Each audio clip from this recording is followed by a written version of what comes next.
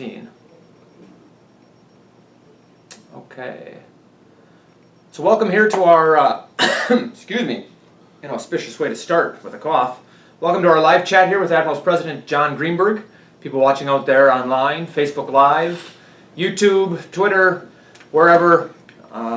Control-Tab if you are watching at your office and you need to flip screens very quickly because your boss is coming. John's going to answer a bunch of questions for you about the schedule, about the renovations, anything else. We've got a lot of stuff to cover. Before we do that, a few people have asked about the winners from the state fair contests. We're going to go over those right now. The winners, Doug Edwards won VIP dinner before the game. Todd Arquette won Meet Your Favorite Player after the game. Debbie Minger won the slide down the ice as the human hockey puck. Good job, Debbie. AJ Krieger won the Be Featured in the Jumbotron video. So get your video chops ready there, AJ. Robert Reinhardt won watching warm-ups from the penalty box. Katie Kazabuski will be dropping the ceremonial first puck. Ralph Palma will watch a period of hockey next to the voice of the Admirals, Aaron Sims. Joe Folger will bring Roscoe out to work or school. Heather Bechtold will enjoy a private autograph session after practice. Chuck Vaught will ride the Zamboni. And Val James gets a private tour of the locker room prior to a game. So Val, get your inspirational words ready for the players. As we look at the schedule just came out, obviously this Monday. Admirals open at home on October 19th. They'll open the regular season with a pair of games in San Antonio. Those will be on October 15th and October 16th. 5 games total on the road before the home opener happens on the 29th. And that is on purpose, John, right? Yes. Yes.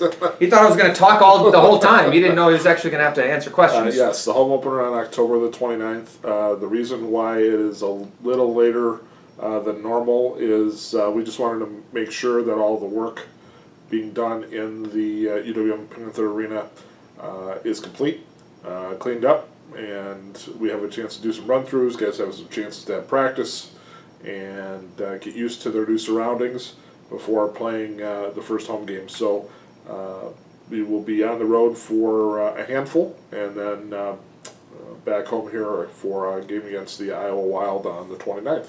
On the 29th, and that starts off a pretty busy stretch.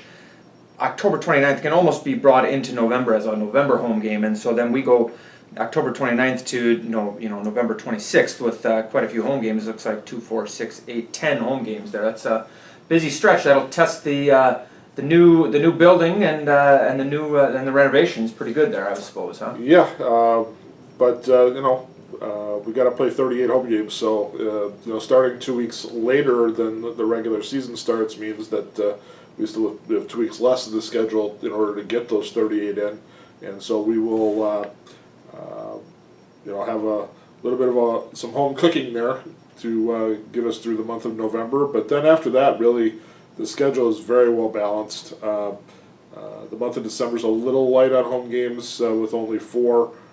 But then after that, it's pretty steady all the way through, and lots of Saturdays at home, more than since I've been here, with a dozen of them. So excited to be able to do that, and I know that people have been excited and asking about the 6 p.m. starts on the Saturday nights. That was one of the questions we were going to go over. I can cross that off the list. Yep. So yes, we've decided to play all of our Saturday home games at 6 p.m. And the reason for that is so that we can get our fans in and out. Frankly, on Saturday nights it's going to be busy downtown. We go up against the Bucks a few times, Milwaukee Bucks basketball. So we wanted to make sure that we kind of had some staggered traffic in there, and our games will start a little earlier, which means they'll also end a little earlier. Probably be done about 8:30 on Saturday nights. Which if you want to get your night started, you're going to go out and hit the town here in Milwaukee on a Saturday night. You can do Admirals hockey first, and then head out, and go to dinner, and enjoy downtown. So it's a great opportunity, I think, to be able to do something a little bit different, but I think something that would be really advantageous for our fans. Yeah, and absolutely too, and for fans with young kids too. 6 o'clock start, 8:30, you're home by 9 o'clock. That's a little bit more palatable than if you have a 5, 6, 7, 8-year-old, getting them to bed at 10 o'clock isn't always the best thing in the world. You sound like from experience. From experience, yes, yeah. The later they go to bed, the sooner they get up in the morning. That's been my experience.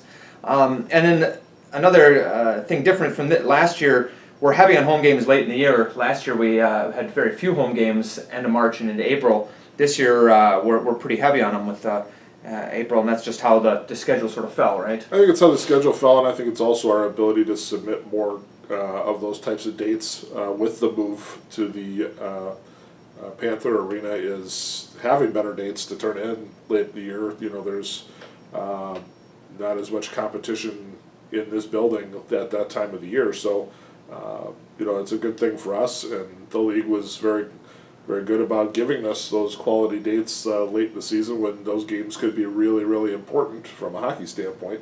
Being able to play in front of our own fans and on the weekends, it would be hopefully great crowds and great environment for our guys. Yeah, absolutely. So let's get into some more specific questions here that we can go over that have been directly submitted pertaining to the schedule. This comes up pretty much every year, and it's always tends to be the same answer. Why don't we play any teams from the Eastern Conference? Yeah, we want to see the East. We want to see different jerseys. Well, yeah, we'll talk about that in a second, but we actually always ask to play some teams in the East. I talked specifically with some teams in the East about making trips to the Midwest to play. If we get them to come here, we have to go there. We have no problem traveling there. Obviously, we travel plenty in the Western Conference, so hopping on a plane and going out east is not a big issue. If you're out of the East, though, you don't get out of the plane unless you're heading up to St. John's, Newfoundland for games. You're pretty much busing everywhere, and so that's the way they kind of like to keep it out east. And so we have just been unable to kind of reach an agreement with the teams that we play against to be able to come and spend some time in the Midwest. We always try to sell them on you can get 3 games in or even 4 games in just by flying into Chicago, right. Playing the Wolves, and then heading over to Rockford, heading up to Milwaukee, and even over to Grand Rapids, which isn't too far out of the way. That you can do that, and then we come out and see you. But we just haven't quite cracked the code on that one yet. Yeah. So it is what it is with the schedule. We'll see that team in the East in the finals. Yeah, Perfect. And you mentioned about the jerseys. Just talk a little bit about that. This was a rule change that came down at the Board of Governors meetings, at early June, or early July, excuse me. So just talk about what's going to happen with the jerseys at the season. What we're going to do this year is come Christmas, you're going to start the season wearing white for home games. And then after Christmas, you'll switch to your dark uniform and play in that for the remainder of the season. There are some teams, and we agree, actually, that it's nice to be able to showcase all of your uniforms.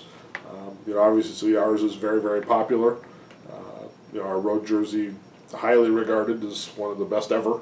So we'll be able to not be calling that a road jersey in the second half of the season. That'll be our home jersey, and that really what that does is allow us to see some other uniforms when they come to town. So right. Yeah, we don't see teams from the East in their uniforms, but at least we'll see some teams wearing a different color when they come in, and so we'll be doing that immediately after Christmas. So December 26th, we'll be out there in blue, and prior to that, we'll be wearing the whites.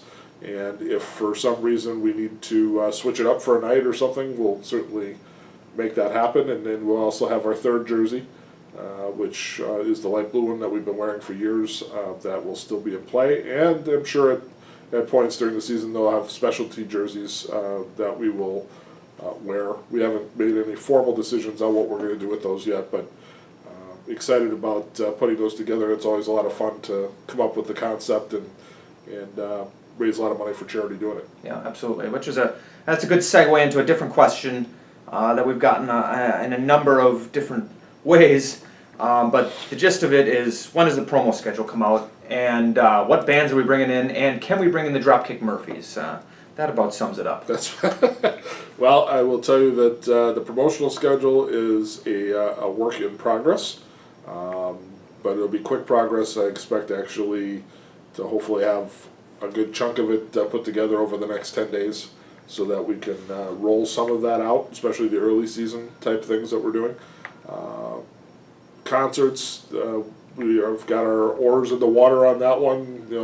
Trying to find the right direction to go for what we want to do as it relates to the Dropkick Murphys. Certainly on the plate of potential artists that we'd look to bring in, and a lot of it just comes into routing where some of these acts are coming from and whether they fit into their tours, or sometimes we bring people in who are starting a tour. We've done that a lot of times, especially with the country artists. They're just getting started with something, and Milwaukee's been a great place to do that because country music fans here in town are very, very very loyal and supportive of the band. So people should stay tuned to MilwaukeeAdmirals.com and to all of our social media channels for the promotional schedule, which we hope to have at least a good chunk of put together here over the next 10 days or so. Sure. And so then single game tickets will go on sale on September 20th, and then but you can get your tickets ahead of time if you have season tickets. If you have the flex plans to build your own plans and whatnot. Yeah, if you're a season ticket holder, obviously you've got your seats for the games that you bought. If you're a flex plan holder, yeah, you get first crack at getting your seats for those games. So I know there's people that wait for the promotional schedule, and there's a lot of people who wait to buy their flex plan until they see what the actual schedule is itself. Yeah. So I know that's been a real popular thing here in the office this week, is people renewing their flex plans, buying new flex plans to be able to see the schedule, see the weekend, see what they can work in, and it's been a real strong week in that area. This has been another issue that people have had some concerns about, parking. Any more thoughts on that, about maybe running a shuttle from Miller Park, and having a deal with maybe even the Bradley Center structures still? I would imagine that would be tough because there'd be conflicting dates going on there. But yeah, we actually have struck a deal with Isaac's Parking, which is the Hyatt parking lot. There's 800 spots in that lot, so there will be information going out to. That's a lot of that's for a lot of cars. There's a lot of cars, and there are a lot of. There's also a quality amount of disabled parking spots in that structure. It's kitty corner from the arena, Right. So literally you're going to park there, walk across the street, be at the UW-Milwaukee Panther Arena. Got the huge surface lot right across the street, operated by the Wisconsin Center District, which you want convenient parking. You park there, walk across the street. So Sure. MacArthur Square, which is just to the west of us here. A lot of spots in that lot as well. Again, about a block and a half walk into the arena. So there's a lot, we've got over 2,000 spots between the three lots right there. Yeah. And in terms of shuttles, we've struck a deal with Stenny's in Walker's Point, which will operate shuttles from the bar to the game. So that'll be a great place to go get started as well.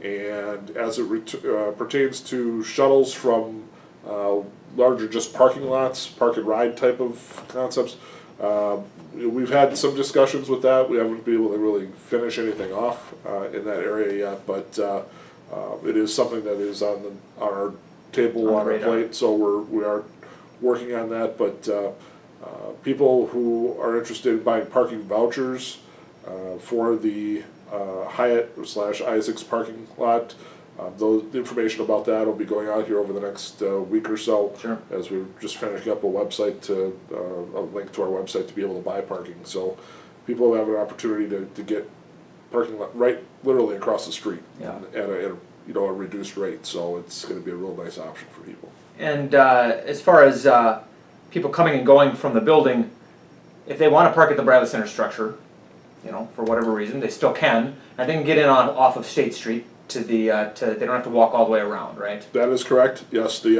entrances on State Street will be open. You'll also be able to buy tickets coming in off of State Street, and we'll have promotional items at those entrances as well, so people shouldn't feel like they're getting left out if they don't go through the entrance on Kilbourne.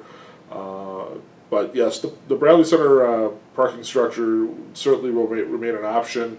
I think especially on nights where there's not something else going on there. Certainly the price point, if there's a Bucks game or Marquette game or a concert or something going on, will be higher in that lot than maybe on a Tuesday night where there's not something else going on. But certainly that is an option for people to be able to use, and we encourage people to use that as well as the lots to the south of the arena as well. Yeah, absolutely. What about an open house? We gonna have anything else going on over here? Yeah, it'll be later. We've been doing some appointment-only visits into the arena for seating, people looking to pick out seats. We'll be having a couple more of those in September. Dates will be released on that here over the next week or so. And that's not a full tour of the arena per se. That's Right. just to look at season ticket seats and get a view of the ice as it would pertain, right? Right. And in terms of a full open house, it may be closer to the opening night before we're able to do that, just because there are multiple construction projects going on in the seating area, on the concourses, on the service level. The locker rooms are being built. There are a myriad of projects going on, so we can't really be walking too many people through construction zones for a variety of reasons that would be obvious. But at the same time, as we get closer, we're going to plan some events leading up to opening night that will allow people to come in and check the place out, and as it's all shiny and new, and be able to sit in their seats and hopefully watch a little bit of hockey even before opening night as well. Yeah, absolutely. A question came up, the waiver, we're going to play a preseason game at the arena on I believe the 19th of October. Any issues with that? I mean, but there's other events going on besides the wave too before us. Yeah, there are a handful of events in the building prior to Admirals opening night. I mean, this is a multi-tenant building, so there will be other things going on. There's a Megadeth. Megadeth, yes, I'm sure you'll be there. I will, front row. Yes, yeah, Megadeth concert in the building. There's flat track motorcycle racing going in the building just before ice goes down. There is this wave preseason game that they'll play. Yes, there are events that will be going on in the building, and it's great because it warms the building back up. All the construction should hopefully be done in early October, just prior to that motorcycle event. So, it'll be a great chance for the building to kind of get used to all the changes that it's undergone, and then as we get closer to our opening night, which we expect to be a really special night, we should have some other events that we're going to put in as well prior to that game. Couple of questions pertaining to the goal horn. Are we getting a new goal horn? Is it going to be loud? Yes. Are people's ears going to bleed? Well, the object is to not have them bleed, which is why our first effort at a horn is going back to the drawing board. Yeah. So we had a concept for a horn, and it would be a horn very similar to the one that was at the United Center in Chicago. The only problem is that the horn at the United Center in Chicago is built for a building of 22,000 people. Yeah. This is, you use that horn at a building of 9,000 people, and there's a chance of permanent hearing damage. So we I think it was instantaneous permanent hearing damage. Yeah. is So what we found out. we're going back to the drawing board a little bit on that, and then trying to find something that's appropriate for the size of the building that we're in. But that'd be a part of our game entertainment that we'll try to have in before the start of the season in some form. But we want to make sure that we don't have deafness that comes out of the game. I don't want it. Yeah. I don't think my 9,000 guests on a nightly basis will want it. Probably not. I would say not.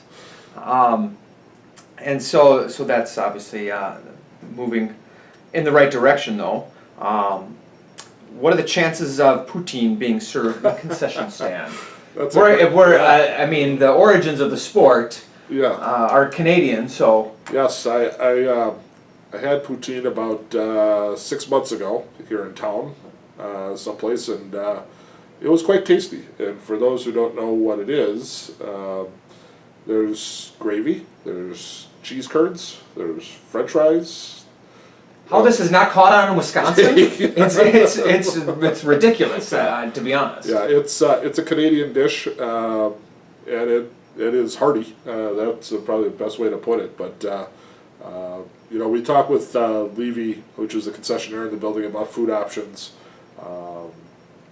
You know, different things that they could try, different things they want to do, and you know, we encourage their creativity. And next time we meet, I'll throw poutine on the list of things to take a look at. So I don't know how hard it would be to make poutine in an arena. I have no idea, but that is a Canadian specialty for sure. Yeah. Any concerns about the ice equipment and just the overall infrastructure, throwing 38 more dates here, and how that's going to hold up? Yeah, no, I have absolutely zero concern about that. You know, we had the ice figure skating event here last October, and we were able to see how they made ice, how they were able to keep the temperature in the building at a really nice level, which provided for great ice. The ice equipment, the Zambonis from the Bradley Center have been brought across. Matter of fact, we sent out a picture of their maintenance being done, and so those are both ready to go for the season. Some of the other equipment that was brought over, a reverse osmosis system. Don't ask me what that does, because I don't know. Is that the kind of water you have? I don't. It could be. Yeah. I don't know. But we have that stuff came across as well, and we're excited about what they're doing there. I just came out of a construction meeting yesterday, and it was discussed about, are we ready to go with all the equipment? And everybody seems very satisfied with how things are ready to go and get that ice built. And one thing I will say is we did discuss the temperature in the building, and for games, and that people should be aware it will be cooler. Yeah, smaller building. Well, it's a smaller building, and we will have the temperature set at a lower level for ice on hockey nights. So when I went in there for the figure skating event, it caught me by surprise how cool it was in the building. And the Bradley Center, you know, as a multi-event building, was generally kept kind of warm. So you often hear from youth hockey kids and things like that about how, boy, it's so much warmer in here than was at our rink. It's like, yeah, this isn't Winter Club, this isn't Wilson Park, Right. you know, it's a little different space. But we're, you know, going to kind of take the NHL role or model in terms of what temperature our buildings should be, so that we do have the best quality ice for the game itself. So people should expect it's going to be a little bit cooler in the building than they may have been used to. But you know, if it was 68, 69, 70 degrees in the building, it may only be 63, 64, 65 degrees in the building. So, But we're not talking youth hockey. no, right. It's professional hockey going on here. So what you need is a new Admirals sweatshirt in order to stay comfortable. They call that a shameless plug. That's right. So a few questions that we've gotten just submitted this morning. Our friend Marcus Allen, watching live. Marcus, thank you for watching. Is excited that I'm going to Megadeth with him. And he also wants to know about the press box as a member of the press. Yes. What happened on the renovations there?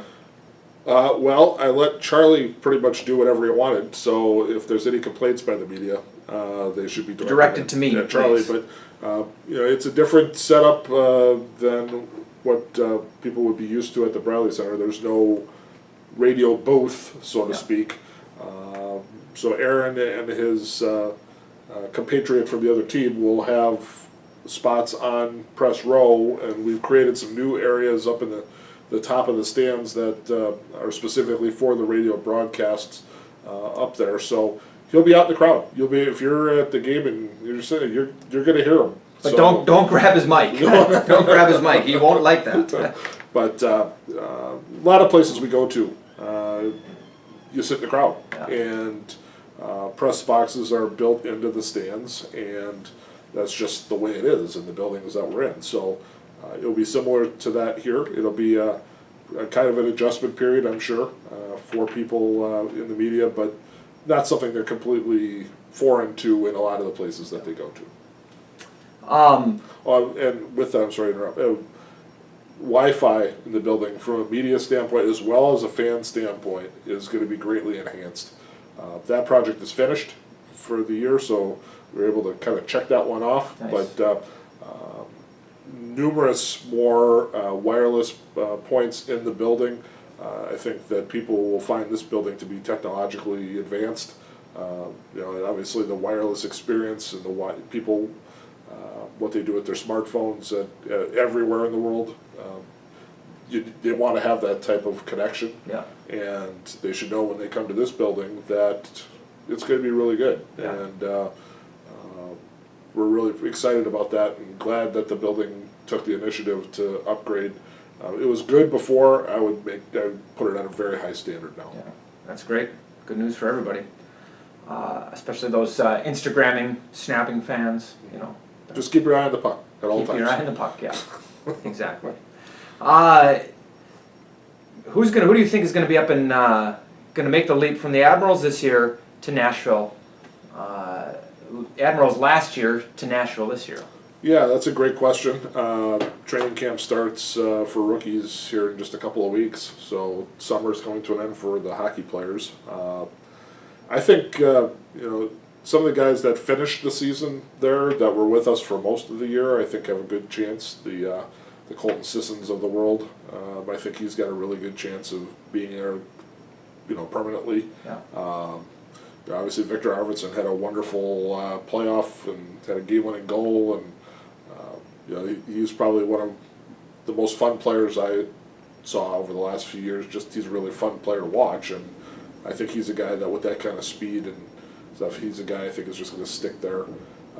I think Kevin Fiala is going to go to camp and hopefully open some eyes, and I think he continues to get better and better and better each year. And I think his maturity as not only a hockey player but as a man has also improved, and I think those are the big steps that he's needed to make. And if it requires a little bit more seasoning here, then I think he'll accept that the right way and know that he does things the right way. He's going to go. Yeah, he's got a future. But I think Nashville this summer has had a wonderful summer in terms of their hockey side, and it's led to obviously I think a really good business side for them as well. But they're clearly going for it. Yeah. And they should. I mean, that's some extremely good talent that they have there, and making it as far as they did in the playoffs last year. I think that they sense that they got a real chance there, and so they want to have good players up there, and they want to be able to draw them from here. And if somebody gets hurt, or I think Pontus Aberg coming off of last year, he's a guy I'm really curious to see whether that huge jump he made last year is able to be redone, do that again this year. And if he is, I mean, that's a real prospect. And Freddie Gaudreau, who's a guy who came out of nowhere, had a huge year last year and became an all-star. And I think if he was able to take that jump again, I mean, that's another guy. Sure. So, it's always interesting to watch guys go from year one to year two, and then what happens if they plateau or if they make another jump and go from year two to year three, and now they're really legitimate prospects that can make a difference in the NHL. It's fun to watch, and I look forward to seeing what happens in training camp. Another question we got in here: any chance of scrimmaging with maybe collegiate teams? Rob on Facebook had mentioned the Division III champion UW-Stevens Point men's hockey team, or even MSOE. They've got a great program there, or maybe even the Badgers. Yeah, you know what, I think we thought about that very early on in our time here, and it was quickly determined that one, from a competition standpoint, these guys that are playing at our level are on the doorstep of the NHL, as opposed to guys that are freshmen or sophomores in college, and just kind of. I don't think the competition would be all that great. It also puts an enormous risk of injury in games that don't count for anything. Yeah. So I think it's hard enough to play exhibition games Right. in our old league. So go and throw extra games in there that don't count in the standings, I think would be difficult. But we certainly encourage people to go watch those teams play. Right. I mean, we'd have great It's college good hockey. hockey, Yeah. It's just, the elite players on those teams are the guys that end up playing in our league. And we want to make sure that the competition's good. We would hate to embarrass another team or vice versa. But also have the risk of guys getting injured on both teams. I mean, you just don't want to put either side into that difficult position. Predicament, yeah. Steve joined us a little late, and he just wants to, if you could just rehash a little real quickly the parking passes. What's going to be offered from a parking pass perspective. Yeah, we're going to have parking passes available for purchase into the Isaacs parking lot, which is the one kitty corner from UW-Panther Arena attached to the Hyatt. It's 800 spots in that parking lot, and we struck a deal with them where we have the ability to sell parking at a discounted rate to people. Sure. So people should check our website here over the next, I'd say a week to 10 days, and a link should appear on there where you can buy parking in advance and have it, and it allows you to get into that lot, which, as I mentioned earlier, has also a significant amount of disabled positions for those with disabled tags on their cars. They'll have good spots in the lot as well. So that's the parking passes that we currently have available to us. I think that about covers us here. So for those of you who tuned in, thank you so much. Admirals open up training camp, obviously in Nashville first.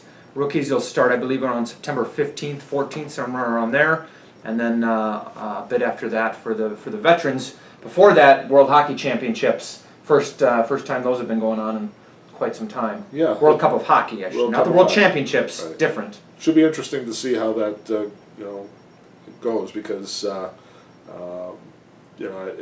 it's another one of those things that you're doing right before training camp, and you don't want guys to get hurt, but guys are also competing for their countries. Right. And there's a whole different level Different of intensity dynamic, involved there, and I hope that goes well, because I think if it does, it's something that could really grow into something pretty cool, and really be a showcase for hockey moving forward, especially leading into the season. I think it's a neat chance to do it. I mean, they're doing it at a time where there is significant other sports going on. Right. NFL's getting started, baseball's coming down to their pennant races, college football's going on. So it'd be, obviously in Canada it'll be a huge deal, and I hope that people in the United States will find the time to find it and watch it too. Absolutely. So, thanks for joining us, folks. We'll certainly do another one of these at some point coming up in the future as well. And you can look for these not just with John, but we'll do them more often with some players and coaches and things like that as we continue forward. But thanks for joining us. Have a good day, good weekend, and we'll see you at the arena soon.